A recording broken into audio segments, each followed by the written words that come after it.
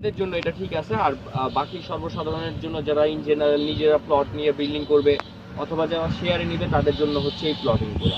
এখানে pink colour যেগুলো দেখতেছেন এগুলো হচ্ছে 3 কাঠার প্লট, ব্লু কালারগুলো হচ্ছে 5 কাঠার প্লট, গ্রিন কালারগুলো 10 কাঠার এবং ব্রাউন কালারগুলো হচ্ছে 20 কাঠার প্লট। এখানে জমির যে মাপ এটা ঢাকার মাপের জমি, জমির স্ট্যান্ডার্ড মাপ যেটা 1.65 হচ্ছে শতাংশে কাঠা। তো আপনি 3 কাঠার একটা প্লট নিলে 4.95 প্রায় হচ্ছে 5%। আর যদি বিল্ডিং এর হিসেবে হিসাব করেন যে বিল্ডিং করলে আপনি কতটুকু জায়গা পাবেন, তাই স্কোয়ার ফিটের হিসাবে 2160 স্কোয়ার ফিট আসবে। কারণ 720 স্কোয়ার ফিট হচ্ছে 1 কাঠা, তাহলে 3 কাঠার প্লট 2160 স্কোয়ার ফিট, 5 কাঠার প্লট 3600, 10 কাঠার প্লট 7200 মানে 7200, এবং হচ্ছে আপনার 20 কাঠার প্লট 14400 স্কোয়ার ফিট। এবং ইন্টারনাল যে রোড কানেক্টিভিটি হবে আমার প্রজেক্টের ভিতরে, সর্বনিম্ন রোডগুলো হচ্ছে আপনার 25 ফিট করে রোড, সর্বোচ্চ রোড হচ্ছে আমার 40 ফিট রোড। এটা সেক্টর 1 কে কানেক্ট করবে হচ্ছে সেক্টর 3 বরাবর, এটা হচ্ছে গেট 5 হয়ে যায় শেষ হবে। আমাদের পুরো প্রজেক্টে 7টা গেট হবে। যেটা আমার ভিআইপি জোন আছে ওই ভিআইপি জোন বরাবর একটা গেট হবে গেট 7, এটা আমার আবার অ্যাপার্টমেন্ট জোনকে কানেক্ট করবে গেট 3। মেইন এন্ট্রান্স হচ্ছে গেট 1 এবং থার্ড সেক্টর হচ্ছে গেট 5। এইভাবে হরিজন্টাল এবং ভার্টিক্যাল বড় বড় মানে সবচেয়ে বড় এভিনিউ রোডগুলো আমার শেষ প্রান্তে চলে যাবে। এবং জি আমি একটু শেষ করি তারপর বলেন।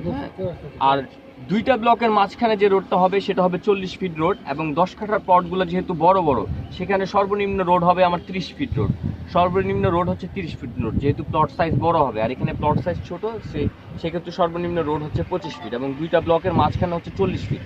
আর যেহেতু এটা একটা প্রজেক্ট সোসাইটি, সো এখানে আপনার এই কমিউনিটি ফ্যাসিলিটিসের কারণে আপনার ভিতরের প্লটের জন্য যে রোডের জন্য যে জায়গা, এটা কোনো জমির মালিককে ছাড়তে হবে না, অর্থাৎ যে প্লট নিবে তার রোডের জন্য কোনো প্রকার জায়গা জমি ছাড়তে হবে না। এই রোডগুলো আমরা কানেক্ট করে দিব। এখানে সুয়ারের লাইন বলেন, বিদ্যুতের লাইন বলেন, মেন লাইনগুলো আমরা এনে দিব, তারা জাস্ট প্লটিংটা আমাদের থেকে বুঝে নিবে। হ্যাঁ, আর এখানে এই প্লটটা হচ্ছে কমিউনিটি প্লট। দেখা যায় অনেকের ক্ষেত্রে নিজের একটা স্বপ্ন থাকে একটা জমি একটা প্লট নিবে, বাট তার 3 কাঠা 5 কাঠা 10 কাঠা নেওয়ার ওই পরিমাণ বাজেট বা ক্যাপাবল থাকে না। সো এখানে কমিউনিটি প্লট নামে একটা প্লট আছে, এখানে কেউ চাইলে 1 কাঠাও নিতে পারে। হ্যাঁ, 10 জন মিলে 10 কাঠা নিলে একটা 10 কাঠার প্লট হলো, নিজেরা মিলে বিল্ডিং করতে পারবে এখানে। আর আদার্স যে বিষয়গুলো, যেহেতু এটা একটা সোসাইটি, সো এখানে কমিউনিটি ফ্যাসিলিটিসের জন্য আমাদের বিশেষ কিছু এরিয়া রিজার্ভ করা আছে। যেমন আমার স্কুল, এখানে হচ্ছে ছোট্ট প্লেগ্রাউন্ড, মসজিদ, সেন্ট্রালে কার পার্কিং জোন আছে, স্কুলের জন্য, হসপিটালের জন্য, এই জোনগুলো আমরা রিজার্ভ করে রেখেছি। ইউটিলিটি জোন, গ্রেভিয়ার্ডের জন্য জায়গা, এক্সট্রা ইউটিলিটি জোন আছে, এক্সট্রা জোন আছে, গ্রিন জোন, এই জোনগুলো আমরা রিজার্ভ করে রেখেছি। বিকজ হচ্ছে কিছু ডেভিয়েশন হয়ে থাকে প্রজেক্ট, এটা মার্জার করার জন্য বা এটাকে অ্যালাইন করার জন্য এই কাজগুলো করা হয়ে থাকে। এবং আপনারা আমাদের চোখের সামনে যেই একটু গ্রিন জোন দেখতে পাচ্ছেন, এটা হচ্ছে এই ব্যারিয়ারটা। এইটা হচ্ছে কি গ্রামের মানুষরা এখানে বসবাস করে, গ্রামের মানুষরা এখানে বসবাস করে। আর এইগুলো হচ্ছে মেইন ফাঁকা ল্যান্ডগুলো, সলিড ল্যান্ডগুলো যেখানে প্রজেক্ট করা যায়। এখন গ্রামের মানুষরা যদি পরবর্তীতে আমাদের প্রজেক্ট করার পর আমাদের সাথে অ্যালাইনমেন্টে আসে, অনেকের 1 বিঘা থাকবে, যে বলবে যে আমাকে একটা প্লট দেবেন, 20 কাঠা আপনি নিয়ে যান, আমাকে একটা সোসাইটির প্লট দেবেন আপনি। এইভাবে সাধারণত প্রজেক্টগুলো হয়ে থাকে। সো এটা রিজার্ভ করা আছে এবং এই জোনটা হচ্ছে অ্যাপার্টমেন্ট জোন। পেছনে এখান থেকে আমার এই পয়েন্ট থেকে শেষ পয়েন্ট পর্যন্ত হচ্ছে প্রায় 2 কিলোমিটার জায়গা আছে। এখানে শুধু গ্রিন ব্যারিয়ারের জন্য আপনি চোখে দেখতে পারতেছেন না। পেছনে আবার এই মেইন ল্যান্ড আছে, এরকম ফ্ল্যাট ল্যান্ড, জমিটা কোথাও উঁচু নিচু নেই, একবারে ফ্ল্যাট যেভাবে দেখতেছেন ঠিক সেভাবেই আছে, এক লেভেলের জমি। এবং এই প্লটগুলো হচ্ছে আমার কমার্শিয়াল প্লট।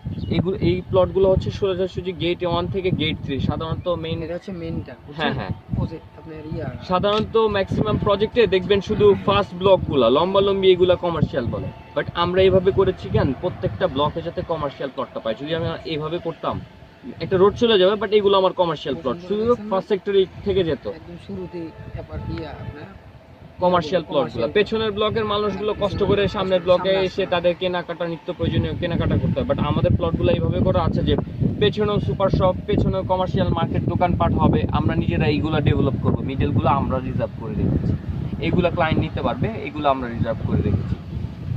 আর এই হচ্ছে প্রতিটা সেক্টরে মার্কেট থাকে। জি জি জি, সবাই যেন সবার স্কুল কলেজ, আমাদের এখানে টিচার্সদের কমিউনিটি আছে যারা এখানে স্কুল করবে, ডক্টরসদের কমিউনিটি আছে, ইউনিভার্সিটির প্রফেসরদের কমিউনিটি আছে। কমিউনিটি হলে কি হয়, দেখা যায় মাদ্রাসার শিক্ষকরা নিয়েছেন, তারা এখানে একটা মাদ্রাসা করে ফেলবেন সোসাইটি হওয়ার পরে। এটা হচ্ছে প্রজেক্টের সুবিধা, কারণ প্রজেক্টে কিছু সোসাইটির লোক এখানে আসে, ধরেন একজন ডক্টর আসলো, সে তার আরো 5 জন ফ্রেন্ড ডক্টরকে এখানে প্লট নিতে এনকারেজ করবে। আমাদের এখানে ক্যানাডিয়ান ইউনিভার্সিটির এক স্যার আসছে, উনি আরো 6 জনকে নিয়ে আসছেন ক্যানাডিয়ান ইউনিভার্সিটির। গতকাল আজকে ড্যাফোডিল ইউনিভার্সিটির টপ লেভেলের ম্যানেজমেন্টের ওনারা আসছিলেন, গতকালকে আসছিলেন। ওনারা এখানে মোটামুটি 4-5টা প্লট কনফার্ম করবে। সো এইটা হলে কি হয়, এটা একটা সুন্দর একটা সোসাইটি বিল্ড হয়ে যায়।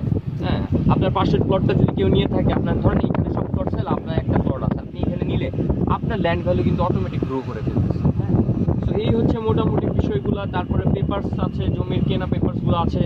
অথরিটির পারমিশন ছাড়া তো আমরা প্রজেক্ট করতে পারবো না, শুধু জমি থাকলে তো প্রজেক্ট করা যায় না।